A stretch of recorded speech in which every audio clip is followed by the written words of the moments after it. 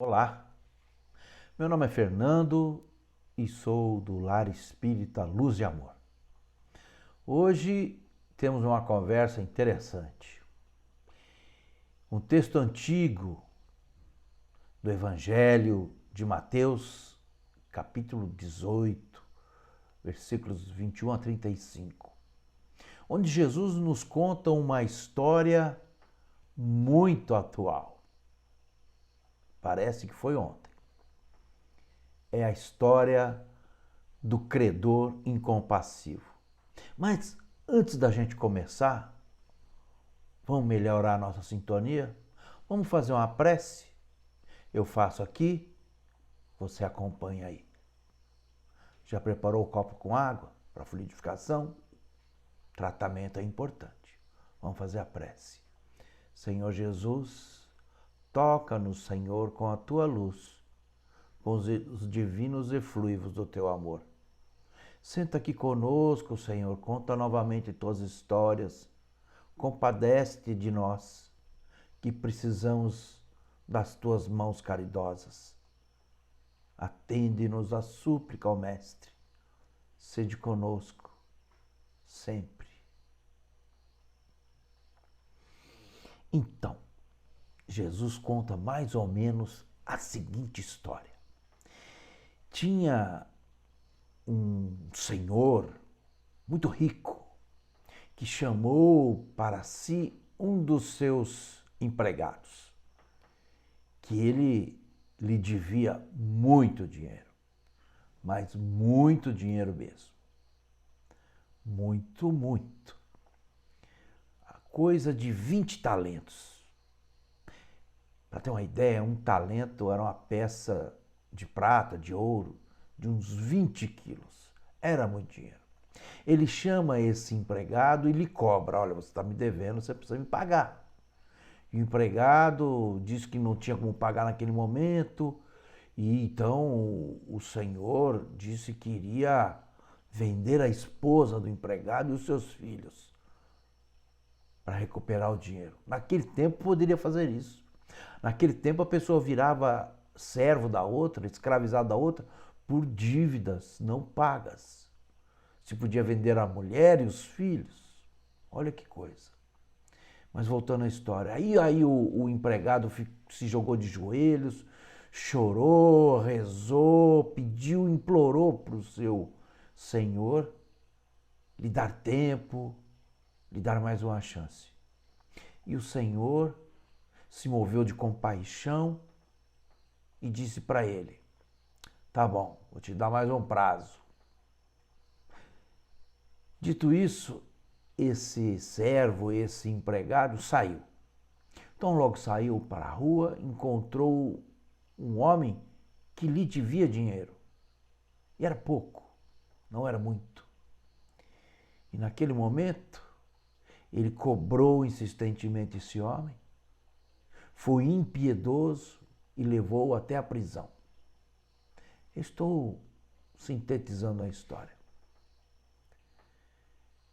Então, isto virou notícia e o patrão, o senhor deste homem, sabendo disso, chama ele e tem uma conversa dura com ele.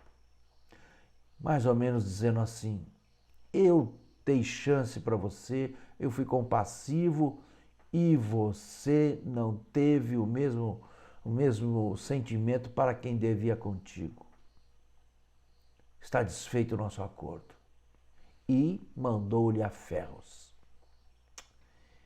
Sabe a prece dominical, chamada também de Pai Nosso?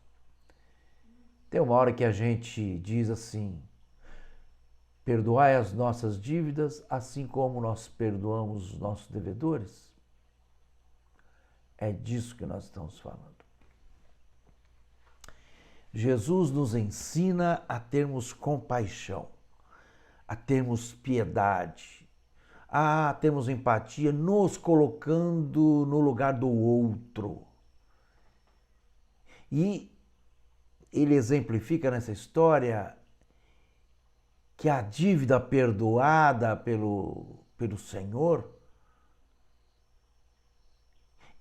aquele empregado não se comportou da mesma maneira, sabe? Perdoai as nossas dívidas, assim como nós perdoamos.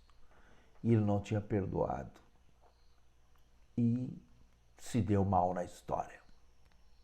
Então, o que Jesus nos ensina é a comiseração, é a compaixão, é o perdão das ofensas, é dar o outro lado da face, é perdoar 70 vezes, 7 vezes. E nós? Como é que nós agimos diante daqueles que devem alguma coisa para nós? Nós cobramos com veemência, com todo rigor? E como que nós fazemos para os nossos credores? Nós pedimos prazo, pedimos piedade, compaixão, para parcelar em suaves prestações. Qual é o peso e qual é a medida que nós usamos para nós e para os outros? É essa reflexão tão atual e necessária que o Evangelho de Jesus nos convida. E esse convite já está há 20 séculos. E a gente, de encarnação em encarnação, reencarnando, reaprendendo, rearranjando as nossas histórias com os nossos credores e os nossos devedores.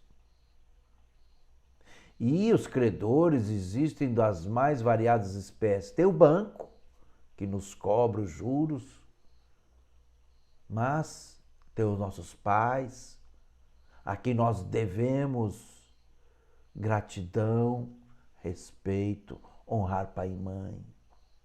Tem os nossos irmãos, nossos tios, nossos semelhantes, nossos mentores, as pessoas que nós devemos obrigações, obrigação moral.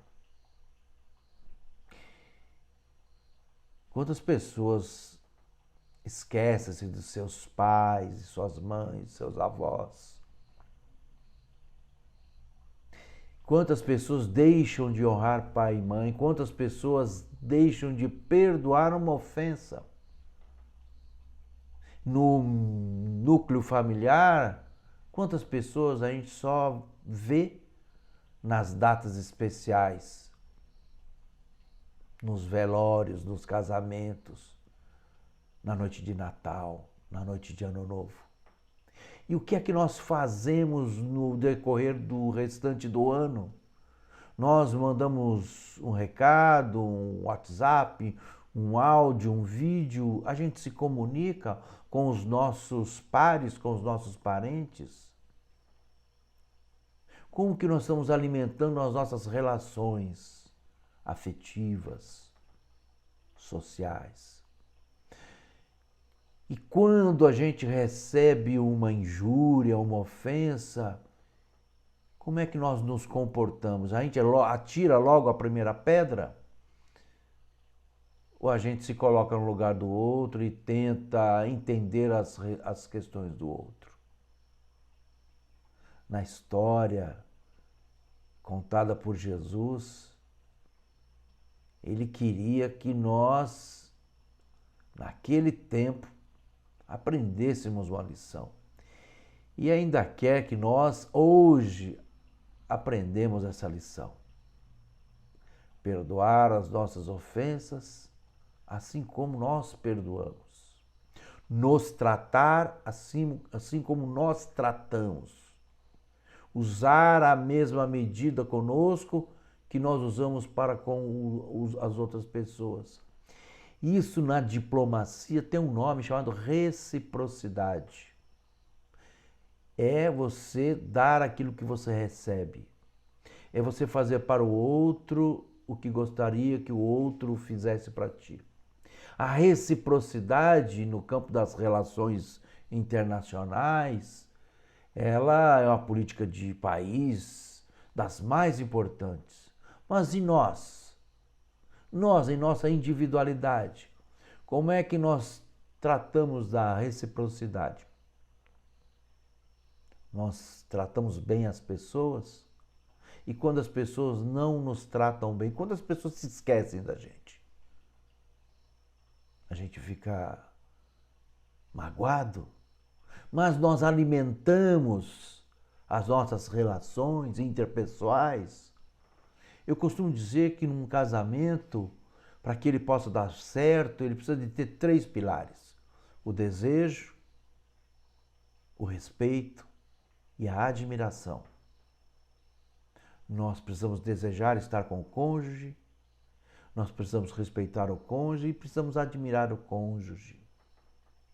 Assim também com as relações das nossas amizades.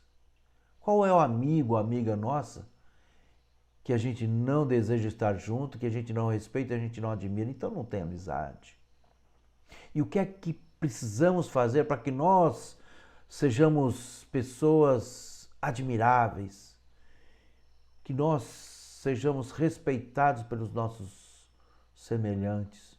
Então nós temos que respeitar, nós temos que saber ouvir, conversar, perdoar, estar junto, compartilhar, solidarizar-se com aquele que sofre. Como é que se reconhece o cristão? Se reconhece o cristão pela bondade que ele traz nos olhos, pelo perdão das suas no seu dia a dia, pela capacidade de ajudar. E se não consegue ajudar, pelo menos está lá, apoiando, estando junto, tendo empatia.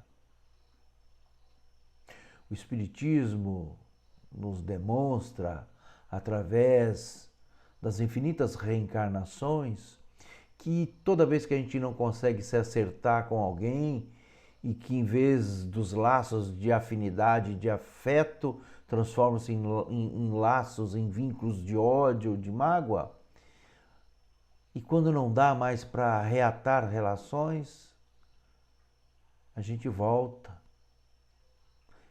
desmemoriados, a gente nasce novamente, em novos corpos, a gente nasce de novo, sem lembrar de nada, para que a vida aproxime-nos uns dos outros e a gente possa reescrever a nossa história e que a gente possa dar uma continuidade positiva, amorosa, de perdão, de afeto, com o perdão das ofensas. A reencarnação é essa metodologia, esse tratamento especial que Deus dá a todos nós, para que a gente, reencarnando, esquecendo do passado, a gente possa voltar a conversar com as pessoas que a gente tem profundas mágoas, ou aquelas pessoas a quem nós magoamos demais. Então, se você tem uma certa antipatia por alguém, se você não gosta dessa pessoa ou daquela e não tem motivos muito claros, talvez a motivação esteja em outras encarnações. Por isso que Jesus diz àquele jovem que corria ao templo para fazer o seu sacrifício, para fazer a sua oferenda ao sagrado, ele diz: volta, reconcilia-te com teu irmão, que esse é o melhor sacrifício aos olhos de Deus. É a gente reconciliar com os nossos irmãos, com os nossos desafetos. E se não dá para conviver juntos, se não dá para estar no mesmo ambiente, pelo menos que o nosso coração não emita energias deletérias, energias negativas, energias de ódio, de mágoa.